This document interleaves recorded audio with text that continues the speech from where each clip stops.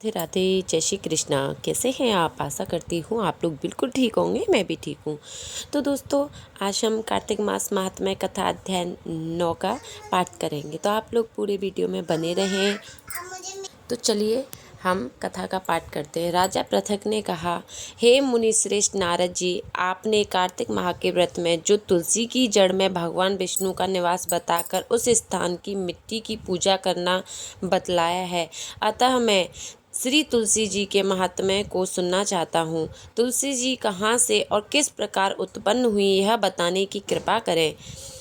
तो नारद जी बोले, राजन, आप तुलसी जी के महत्ता तथा उनके जन्म का प्राचीन इतिहास ध्यान पूर्वक सुनिए। एक बार देवगुरु बृहस्पति और देवराज इंद्र भगवान शंकर का दर्शन करने कैलाश पर्वत की ओर चले। तब भगवान शंकर ने अपने भक्तों की परीक्षा लेने के लिए जटाधारी दिगंबर का रूप धारण कर उन दोनों के मार्ग में अवरोध उत्पन्न किया। यद्यपि वह तेजस्वी, शांत, लंबी भुजा और चौड़ी छाती वाले गौरवर्ण अपने विशाल नेत्रों से युक्त तथा सिर पर जटा धारण किए वैसे ही बैठे थे, तथापि उन भगवान शंकर को न पहचान कर इंद्र ने उनसे उनका नाम व धाम आदि पूछते हुए कहा कि क्या भगवान शंकर अपने स्थान पर हैं या कहीं गए हुए हैं।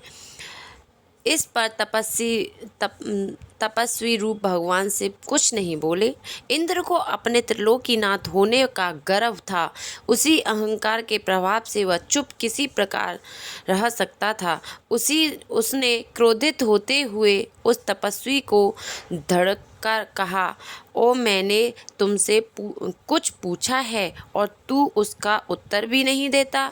मैं अभी तुझ पर वृष का प्रहार करता हूँ, फिर देखता हूँ कि कौन तुझ दुर्मति की रक्षा करता है।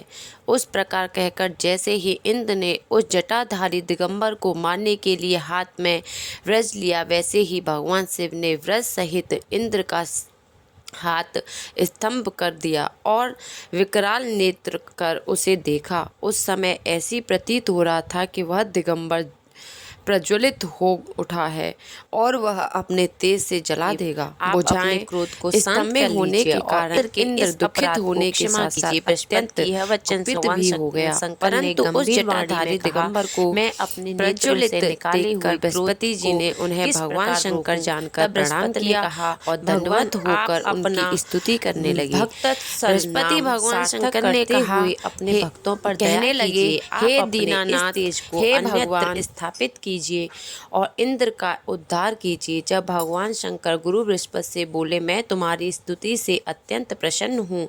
तुमने इंद्र को जीवन दान दिलवाया है। मुझे विश्वास है कि मेरे नेत्रों की अग्नि अब इंद्र को पीड़ित नहीं करेगी। बृहस्पति ने इस प्रकार कहकर भगवान शिव ने अपने मस्तक से निकालते हुए अग्रमय तेज को अपने हाथों में ले लिया और फिर उसे क्षीर सागर में डाल दिया। तत्पश्चात भगवान शंकर अंतर्ध्यान हो गए। इस प्रकार जिसको जो जानने की कामना थी उसे जानकर इंद्र तथा बृहस्पति अपने अपने स्थान को चले गए। तो आशा करती हूँ आपको ये वीडियो पसंद आई होगी। राधे राधे, जय श्री कृष्णा। मिलते हैं आपसे ऐसी अगली वीडियो में।